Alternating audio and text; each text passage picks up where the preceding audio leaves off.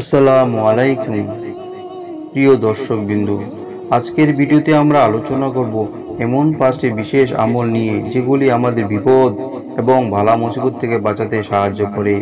এই আমলগুলি আমাদের প্রিয় নবী মুহাম্মদ সাল্লাল্লাহু আলাইহি সাল্লামের হাদিসে বর্ণিত হয়েছে।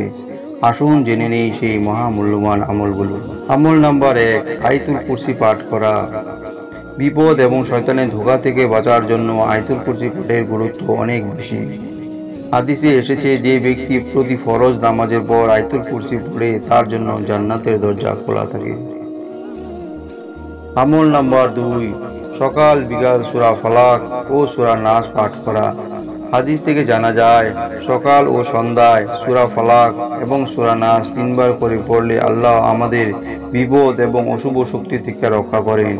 এই আমল আমাদের নানা রকম দুশ্চিন্তা ও ক্ষতি থেকে বাঁচাতে সাহায্য। আমল নাম্বার 3, সূরা ইখলাস, ফালাক এবং নাস 3 বার করে পড়া। রাতে ঘুমানোর আগে এই 3টি সূরা একত্রে 3 বার করে পড়া হলে তার সমস্ত বালা মুসিবত থেকে রক্ষা কবচ হিসেবে কাজ করে। রাসূল পাক সাল্লাল্লাহু আলাইহি সাল্লাম নিজেও এই আমলটি করতেন।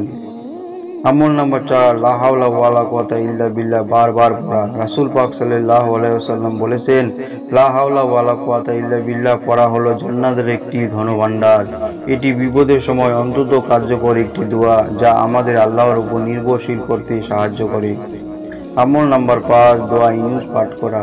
যদি আপনি কোনো সংকটে পড়ে যান, তাহলে লা ইলাহা ইল্লা আনতা সুবহানাকা ইন্নী কুনতু মিনাজ জালিমিন পড়ুন। নবী ইউনুস আলাইহিস সালাম এই দোয়াটি পড়েছেন এবং আল্লাহ তাকে মুক্তি দিয়েছেন। এটি মুসিবতের সময় খুবই শক্তিশালী একটি দোয়া। আল্লাহ আমাদের সবাইকে বিপদ এবং বালা মুসিবত থেকে রক্ষা করুন। এই আমল আমাদের জীবনে প্রয়োগ করার চেষ্টা করি এবং আল্লাহর কাছে সাহায্য প্রার্থনা করি। যদি ভিডিওটি আপনাদের ভালো লেগে থাকে তবে লাইক, সাবস্ক্রাইব করতে ভুলবেন না, যাতে আপনি আরও এমন ইসলামিক ভিডিও পেতে পারেন। জাযাকাল্লাহু খায়র। আসসালামু আলাইকুম।